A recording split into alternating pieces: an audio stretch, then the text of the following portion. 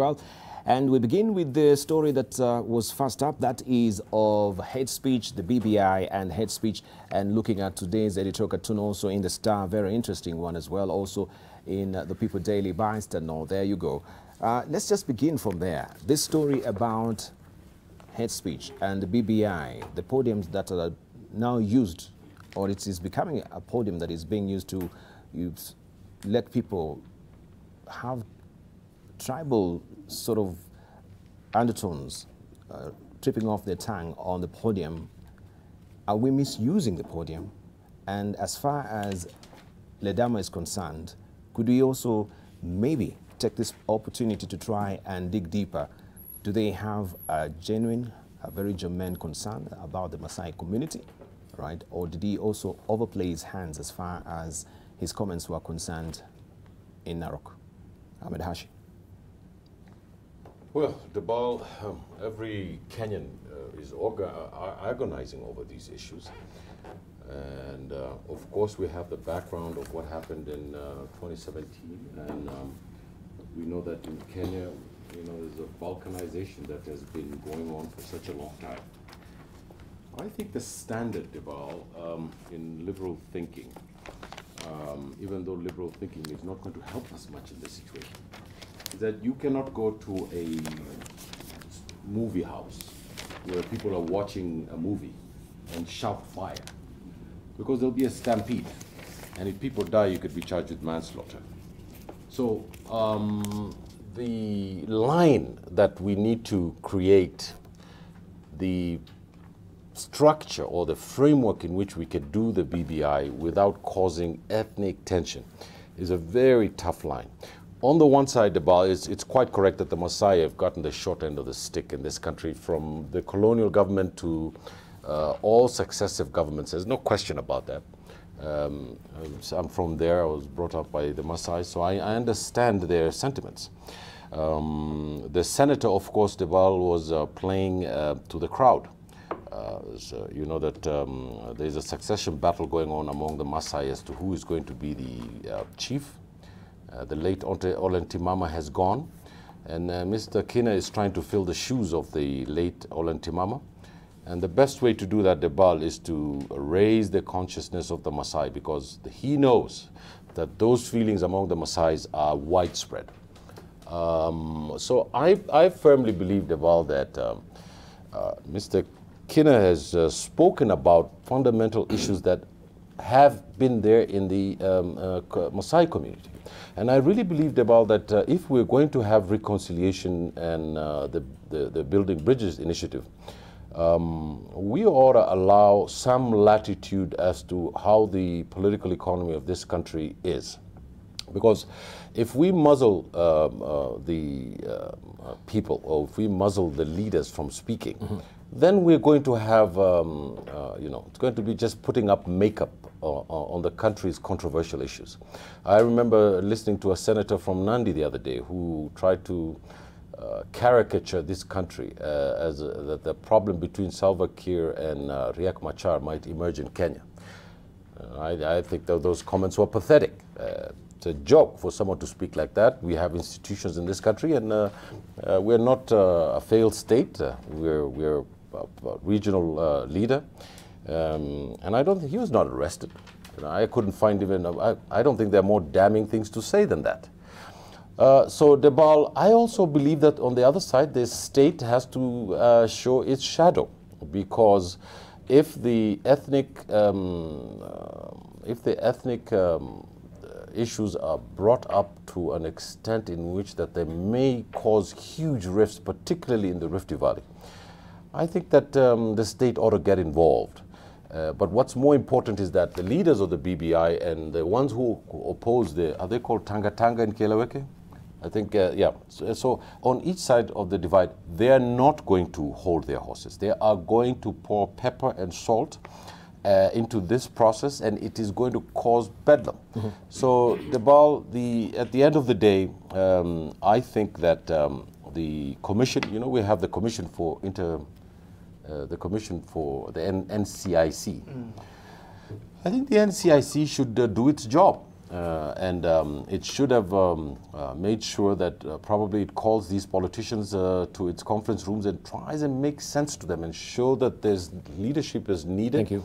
In promoting both sides of the debate about what's going to happen in the future of this country. Thank you. Let's hear from Dr. Hassan Kanenje. If you could try and just lean in and listen keenly, do he also raises, you know, deep-seated issues within the Maasai community as it is? Maybe he didn't really deliver it in the wisest of fashion as he should have, but are there concerns about the Maasai community that needs to be addressed in this country, right? Are they marginalized? Looking at the wide expanse of a country where they've been pushed to the fringes as well. Do they have any concerns? Yeah, first of all, Dibal, every Kenyan has a right to live, do business, and try to thrive in their own way anywhere in this country. It's provided for in our constitution. It's the reason of our, part of the reason for our founding for a nation, because we wanted to change that kind of equation that was imposed to us by colonialists. Now, you know, having said that, I think one thing that has been going on in this country that has never been addressed is some of the deep-seated sense sometimes of victimhood and dispossession by some communities. Now, it is true that even Nairobi was actually once Maasai land. Most of what we occupy in our major cities, all the way, you know, from Nairobi to Naivasha, Nakuru, you know, they were inhabited by the Maasais. The British started by dispossessing them, you know, during the several Lenana agreements, as we know. And they've perpetually been on the move. Now, that does not, of course, justify what was said. You know, however, you see, there is a reason why the United States had to establish reserves for Native Americans. And part of it because they were actually on the brink of extinction. And a lot of it had to do with the function of the United States government for many years, of literally, you know, making them irrelevant. Now, of course, right now they have certain guarantees. They have some reserves. They have certain access to lots of casinos. I think Professor Ntimama can attest to that, to continue that livelihood. Mm-hmm. Now, it also, you know, happens that even some of the previous politicians from Maasai land have actually not done enough anyway, apart from talking about, you know, stuff. Now, for an average Maasai, and like some communities that feel dispossessed in this country, they do not have a lot of power to control what happens to them. And so you have this sense, it's not just them, you have the Ogiek are actually complaining about the same thing. You know, it's not just, you know, the Maasai. That we are having people come take over our land and we're being pushed into the periphery continually, mm-hmm. You know. Now, you cannot blame Kenyans, for instance, of wanting to expand, of wanting to buy land. A lot of Kenyans, for instance, have bought land in parts that were traditionally Maasai. But then what can a country do to actually make sure that we protect some of these people from potentially literally being swallowed and feeling that they're going to disappear? Because if you cannot address some of that, it's going to become a challenge. The Kenyans who are already there, or Kenyans who seek to be in those places, of course you cannot prevent them from doing that. It's their constitutional right as a Kenyan. But it is something that has to be addressed. Because if we pretend and we put our sons in the sand, that, oh, the Ogiek do not feel that way. Just recently, you have a community called the Bongomek in Bungoma that was complaining that they've never been recognized, and they would actually like to, you know, to do that. Now, as a country that's a mosaic of many nations that's trying to build a nation state, I think it's important to recognize some of these underlying issues. However, we have to be careful with the way we articulate them. Some of us have been IDPs in this country from 1992, 1997, and of course 2007. We don't really want to go back there. But at the same time, we need to acknowledge some deep-seated sense of victimhood or dispossession and see what the best way can we go about this. Because if you don't, that is when you're going to create demagogues who are actually going to whip up ethnic emotions and mobilization for causes that are actually not good for the country and for the nation. Right, thank you. Ambassador Rasas Moncha. Thank you very much, Dibal. I think we need to go down the memory lane to remind ourselves as why we find ourselves in this situation. And two areas that we need to first of all touch on is, first, commend the President and the Prime Minister for having reached this peace accord that now produced the BBI. Jubilee is a product of not love, but a conflict that produced Jubilee. And so is BBI following the 2017 elections. Having brought us to that point, I think we owe it to our leaders who want to bequeath this nation with a peaceful transitions, because this has been a major problem. And if you look at what has been a problem for Kenya, as my colleagues have said, we have buried our heads in the sand, covering these issues from transition to transition, just hoping that they will go away. So coming back to the issue of Ledama, it's very clear that what he said is not wrong, but the way he said it was wrong. Mm-hmm. And I think, as it has been said, our constitution is very clear in guaranteeing us space where you occupy. But also our constitution, in fact, if you go to chapter 5 of our constitution, which has to deal with land and environment, you come to even the chapter which establishes the Land Commission. One of the issues the Land Commission has been charged with is to deal with historical injustice of land.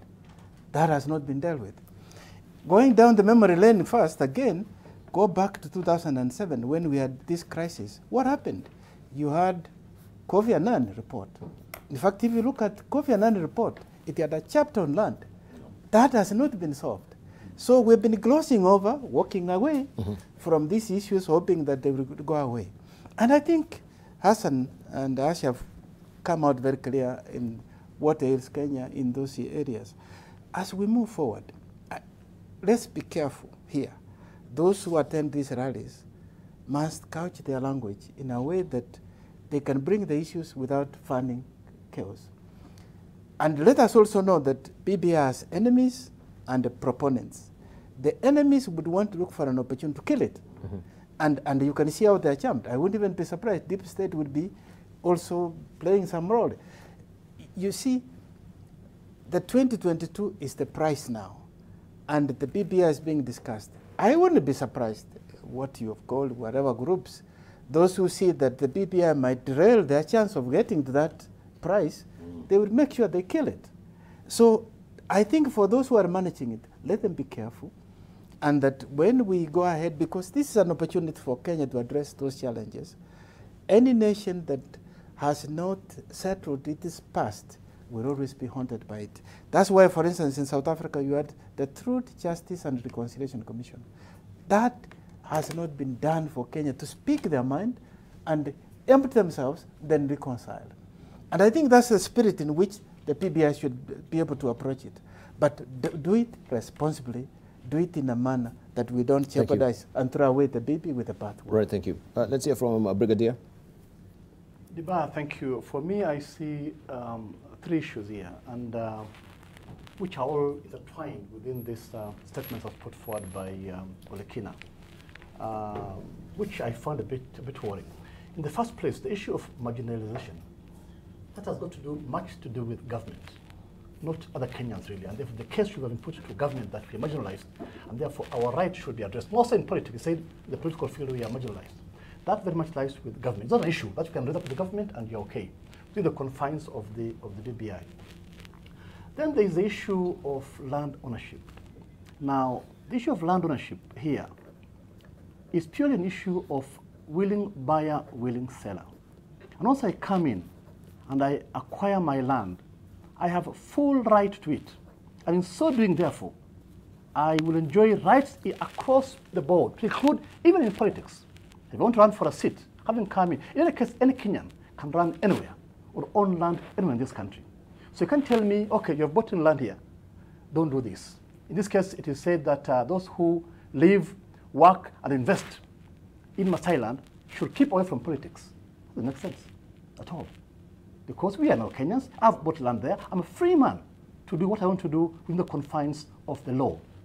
The third angle is the Ma angle, where what we see is where he's trying to fight for the Ma community. As somebody said, he could have put it right. The timing could be wrong, the wordings could be wrong, but in terms of advancing his views on BBI, there's nothing really very much wrong with that. Now, on the third issue, the Ma issue, he's trying to advocate for the Ma agenda. As we're told, there's a gap in the Ma leadership. And therefore, he's trying to coin his words now to build towards 2022. And we know very well that for a long time, the kingpin has been William Ole Ntimama. Nobody has emerged so far to say, yes, I'm now the king. And for Ntimama, we know very well his very well chosen words. If you're coming from outside, you want Masai, lie low like an envelope. It's the same thing he's borrowing now. Try to twist a bit and advance the same agenda. So to me, the wordings could be wrong, the timing could be maybe wrong, but with the conference of the BBI, I believe he has right to say what he has kept himself for a long time. All right. Let's hear from Professor Naomi Damba. The BAL, there is an overall underpinning situation here. The world has knowledge economy, and we're teaching knowledge economy. We're taking bachelor, masters in knowledge. And yesterday we had a conference on that. And so if you look at the developed world has information, every intricate information on us. Take, for instance, China. How did China move very fast to where it is right now? China's been able to get information out whichever way they can. The Middle East don't have knowledge base, but they can buy it. But so Africans, what do we do? And therefore, the BAL, I was at one point speaking to a group of headmasters and headmistresses in Masai land. And I said, people, I bought a land about a year ago. And before I finished paying, I was given title deed. There is no place in Kenya where somebody will give you a title deed before you pay it off. And so I thought about it, and I said, Masai have to change their lifestyle. They can keep cows, but instead of cows, they need to be on top of they need to be cowboys. They need to produce beef for us. They need to export beef to the Middle East. And so they will continue to have their cows, but they have to change, and Kenyans must respect that. And I said the last thing I need to see is to see Masai in reserved like America, so that people go and watch them. This cannot happen. And I think what Ole Kina is trying to do is really express that sentiment. But the point is we need to coexist as a community of Kenya.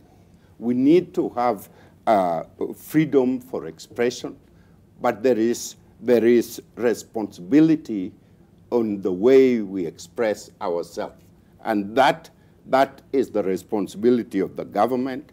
And I would say, because BBI has nothing to do with all this shenanigans and the direction is taken.